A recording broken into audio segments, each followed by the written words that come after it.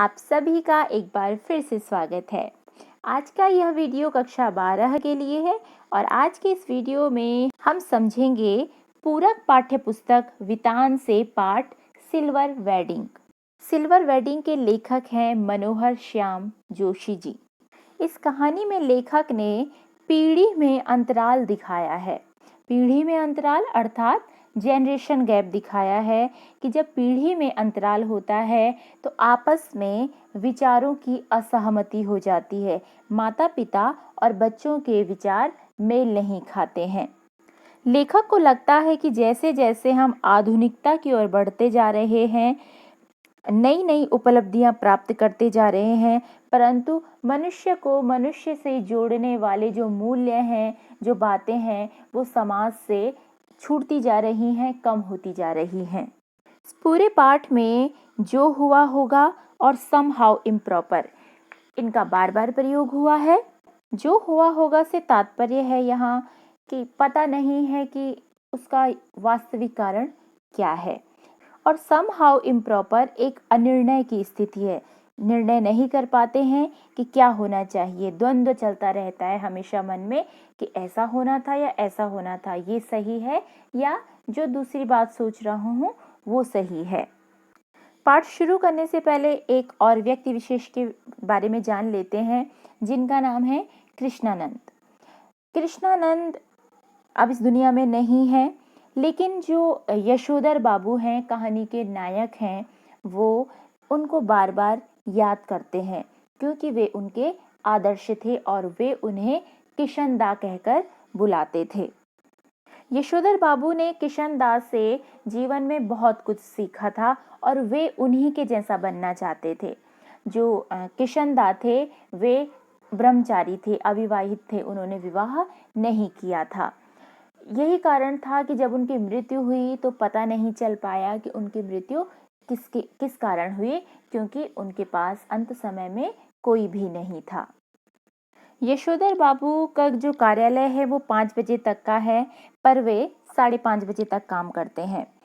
जब आपस में कार्यालय में उनकी बात होती है तो बातों ही बातों में पता चलता है कि आज यशोधर बाबू की सिल्वर वेडिंग है, उनकी शादी की 25वीं सालगिरह है। कार्यालय वाले उनसे पार्टी मांगते हैं तो वे मना करते हैं, लेकिन जब सब ये सोच करके कि आप कंजूसी दिखा रहे हैं, पार्टी तो होनी ही चाहिए, वे पैसे दे देते हैं, लेकिन पार्टी के लिए नहीं रुकते हैं क्योंकि उन्हें लगता है कि ये विलायती लोगों के काम होते हैं। उन्हें जो पार्टी होती है वो समहाउ इम्प्रॉपर लगती है।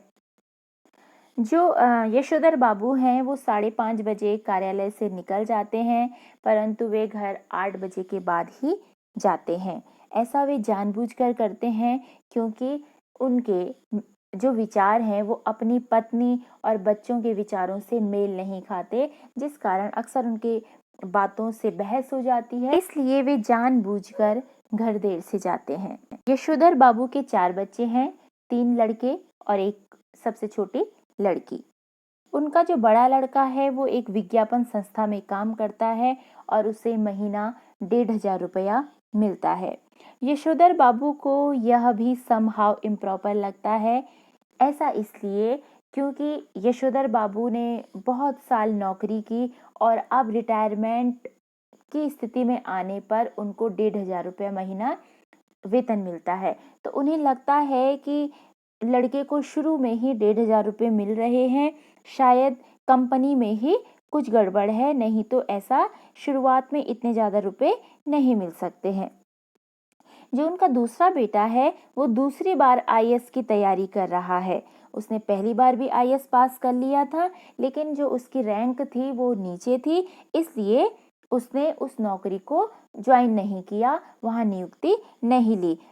ये बात भी यशोधर बाबू को ठीक नहीं लगती। उनका ये मानना है कि नौकरी कैसी भी है, छोटी या बड़ी, हमें ये नहीं देखना चाहिए, बल्कि मेरे बेटे को नियुक्ति ले लेनी चाहिए थी। और उनके बेटे को लगता है कि मैं इस नौकरी के लिए नहीं बना हूँ, बल्कि मुझे और अच्छी बड़ी नौकरी करनी है। उनका तीसरा बेटा छात्रवृत्ति यानी स्कॉलरशिप लेकर के अमेरिका पढ़ने गया है। और जो उनकी पुत्री है सबसे छोटी, वो चाहती है कि वो डॉक्टरी की उच्च शिक्षा ले और जिसके लिए वो बार-बार अपने घर में धमकी देती है कि मैं अमेरिका चली जाऊंगी। शायद वह विवाह नहीं करना चाहती है। यही कारण है कि उसे जो भी लड़के विवाह के लिए दिखाए गए उसने सबको नापसंद कर दिया कि मुझे इनसे शादी नहीं करनी है। यशोधर बाबू अपने बच्चों की तरक्की से, प्रगति से प्रसन्न तो हैं, परंतु उन्हें लगता है कि ऐसी तरक्की बेकार होती है जो अपनों में परायापन डाल दे, अर्थात जो अपनों में ही भेदभाव करने लग जाए। अपने बच्चों द्वारा गरीब रिश्तेदारों की उपेक्षा उन्हें अच्छी नहीं लगती। यशोधर बाबू की अपनी पत्नी से भी विचार मेल नहीं खाते हैं, क्योंकि वे भी अपने बच्चों के साथ आधुनिक हो गई हैं। यशोधर बाबू के विवाह के समय वे संयुक्त परिवार में रहते थे, जिस कारण उनकी पत्नी अपनी इच्छानुसार कुछ नहीं कर पाई। बच्चों के साथ साथ वे भी उनका पक्ष लेते लेते आधुनिक हो गई हैं। जब भी उनकी अपनी पत्नी के साथ कहासुनी होती है तो वो सोचते हैं कि बेकार ही मैं गृहस्थी के चक्कर में पड़ा, मुझे विवाह नहीं करना चाहिए था। परंतु फिर उनको ध्यान आता है कि किशनदा ने भी विवाह नहीं किया था और यही कारण था कि उनकी मृत्यु के समय उनके साथ कोई नहीं था। जब उन्होंने उनके परिचितों से उनकी मृत्यु का कारण पूछा तो उनका उत्तर था, जो हुआ होगा, अर्थात उनकी मौत का क्या कारण था यह किसी को पता नहीं चल पाया और ना ही यशोधर बाबू को पता चल पाया। किशनदा और यशोधर बाबू का एक दूसरे के प्रति अत्यंत लगाव था और जो किशनदा थे वो यशोधर बाबू का बहुत ध्यान रखते थे। जैसा कि मैंने पहले भी कहा कि इस पाठ में द्वंद्व की स्थिति है। जो यशोधर बाबू हैं उनके मन में हमेशा विचार चलते रहते हैं कि नहीं ये सही है, ये सही है, ऐसा होता तो वैसा होता, ये चीज़ इसके लिए ठीक है, ये चीज़ नहीं होनी चाहिए थी। बहुत सारे द्वंद्व उनके मन मस्तिष्क में चलते रहते हैं। तो उनका जो पुत्र है बड़ा वाला, तो वो जब भी कुछ भी सामान लेकर के आता है तो यशोधर बाबू उस सामान के प्रति यह दिखाते हैं कि ये किसी काम का नहीं है या बेकार चीज़ है। आने वाले समय में फिर वो उसे प्रयोग भी करते हैं और उन्हें वो अच्छा लगता है, लेकिन पहले वो उसके विषय में ये ज़रूर कहते हैं कि इसकी क्या ज़रूरत थी और क्यों लेकर आए हो। उदाहरण के लिए जब उनका बेटा गैस चूल्हा लेकर आया तो उन्होंने उस समय उसका विरोध किया और आज भी वो यही कहते हैं कि मुझे इसमें बनी हुई रोटी अच्छी नहीं लगती। ये वे जानते हैं कि गैस ना होने पर उनकी जो हैसियत है वो एक चपड़ासी की तरह मान ली जाती। फिर जब उनका जो बेटा है वो फ्रिज लेकर आया तब भी यशोधर बाबू ने यही कहा कि इसका क्या फ़ायदा है, लोग तो सुबह इसमें खाना रख देते हैं फिर रात को खाते हैं, रात को बना देते हैं तो सुबह तक उसको खाते रहते हैं, तो ये बासी खाना खाना अच्छी बात नहीं होती। लेकिन जब कोई साधारण हैसियत वाला मेहमान उस फ्रिज का पानी पीता है और स्वयं को धन्य का अनुभव करता है तो जो यशोधर बाबू हैं उनको संतुष्टि होती है, उन्हें लगता है कि चलो ऐसा व्यक्ति जो इस तरह का पानी नहीं पी सकता था वो उसने पी लिया। यशोधर बाबू अपने कार्यालय से निकलकर मंदिर गए। मंदिर के पास प्रवचन चल रहे थे, उन्होंने प्रवचन सुने, लेकिन आज उनका वहाँ भी मन नहीं लग रहा था। वे लगातार अपने बच्चों के विषय में, अपनी पत्नी और किशनदा के विषय में सोचते रहे। फिर वे वहाँ से निकले और बाजार से सब्जी लेकर घर पहुँचते हैं। जब वे अपने घर के पास पहुँचते हैं तो उन्हें लगता है कि वे शायद गलत जगह आ गए हैं, क्योंकि वहाँ बहुत सारी कार खड़ी थी, मोटरसाइकिल खड़ी थी और घर जो था वो बहुत ही सजा हुआ था। घर के बाहर गुब्बारे, लड़ियाँ और झालर लटक रहे थे। फिर अचानक वे अपने बड़े बेटे को किसी को बाहर छोड़ते हुए देखते हैं तो उन्हें लगता है कि नहीं, घर तो मेरा ही है। बड़े बड़े लोगों को घर में देख करके वे थोड़ा झिझकते हैं और वहीं से सब कुछ देखते रहते हैं। फिर जब वे घर में प्रवेश करते हैं तो उन्हें पता चलता है कि उनकी सिल्वर वेडिंग की पार्टी हो रही है। उनके विवाह की 25वीं वर्षगांठ मनाई जा रही है। बहुत मेहमान आए हुए हैं। पहले वे केक काटने को तैयार नहीं थे, पर सबके कहने पर वे केक काट देते हैं, परंतु वे केक खाने से मना कर देते हैं। उनके बेटे का जो मित्र है वो उन्हें मिठाई खिलाना चाहता है, पर वे मना कर देते हैं, यह कहते हुए कि मैंने अभी संध्या नहीं की। संध्या अर्थात शाम की पूजा। फिर वे जाते हैं, उनकी बेटी कहती है कि पिताजी फिर जल्दी कर लीजिए और फिर जल्दी आइए।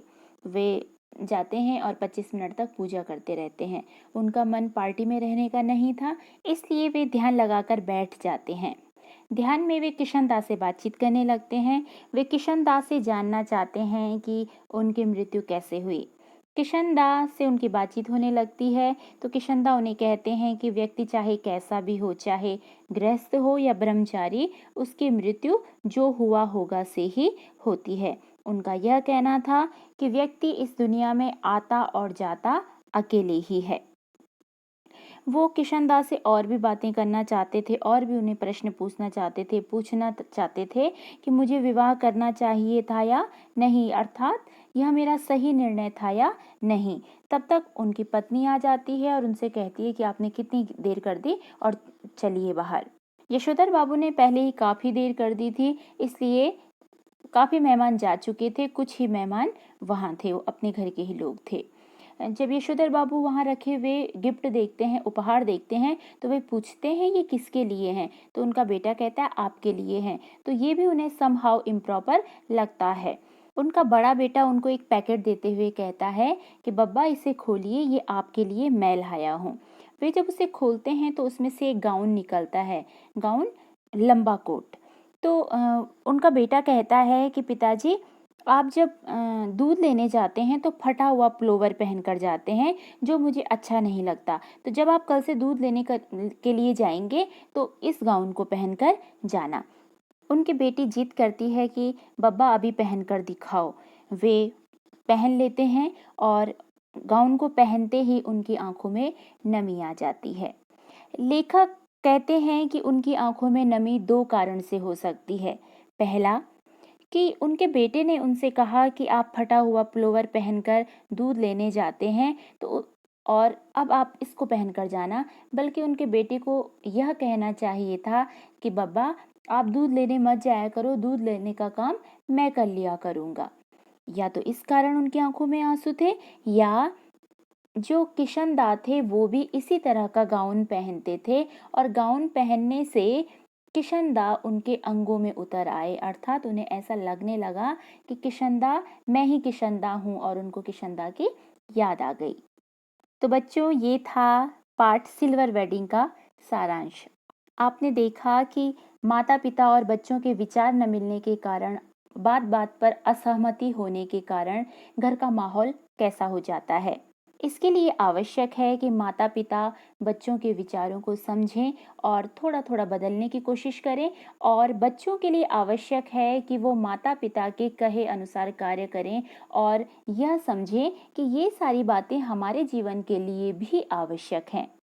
पीढ़ी का जो अंतराल है, जनरेशन जो गैप है, वो तभी ठीक हो पाएगा जब दोनों तरफ से सामंजस्य बिठाने का प्रयत्न किया जाएगा। बच्चों, कहानी बड़ी थी, लेकिन आपको कम शब्दों में कम समय में समझाने का प्रयत्न किया है। यदि आपको पाठ से संबंधित कोई जानकारी लेनी हो तो आप मुझे बिना झिझक कमेंट बॉक्स में लिख सकते हैं। आप सभी का हार्दिक धन्यवाद।